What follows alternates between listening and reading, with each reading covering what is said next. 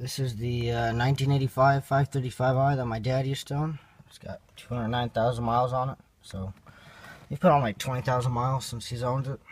The interior is pretty trashed. Well, just the seats mostly because they didn't get conditioned, but the carpet on this side cleaned up, I mean, fairly well considering how damp and moist it was in Sherman's backyard.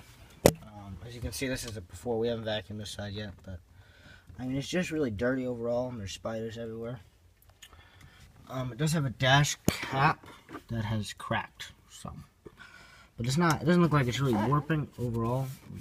Which it does look a lot better than a cracked dash. Yeah, spiders like that. That's just nice. Oh God, I was working there like 2 days ago. I guess it came back. That's nice. All right, so. All it needed was an ignition switch, Chevy Vega fuel pump, and a battery, and it fired right up.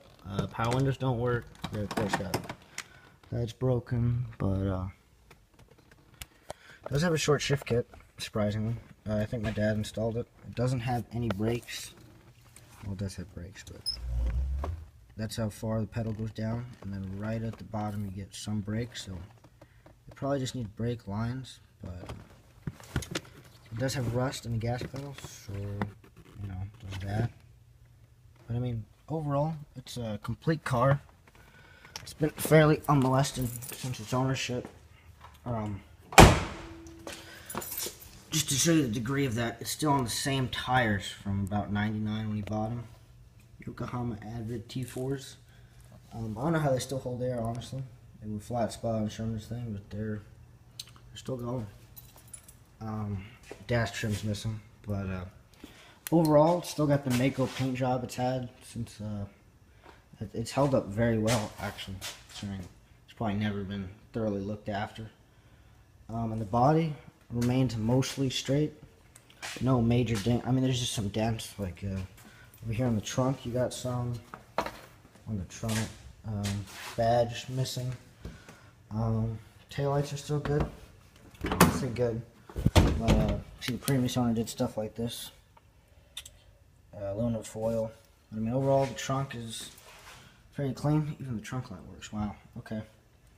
But all it needed to start, really, was an in-tank pump. And we put the Chevy Vega one in yesterday, and it fired right up. You can see. Also, I noticed that yesterday too, the gas, I think it's stuck. I don't know, I'll have to see that, but it still has a cover.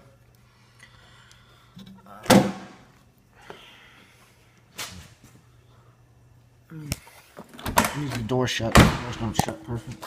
So, overall, it's a fairly straight body. Panel gaps are an OEM within spec.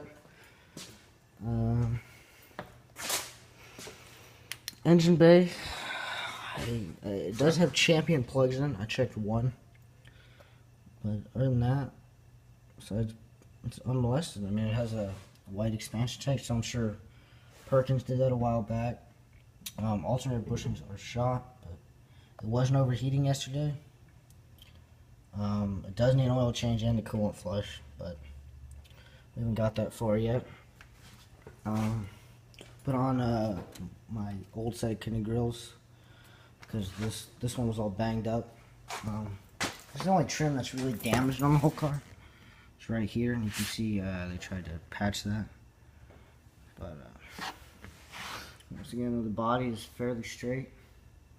It's a really good color too, burgundy. I love it.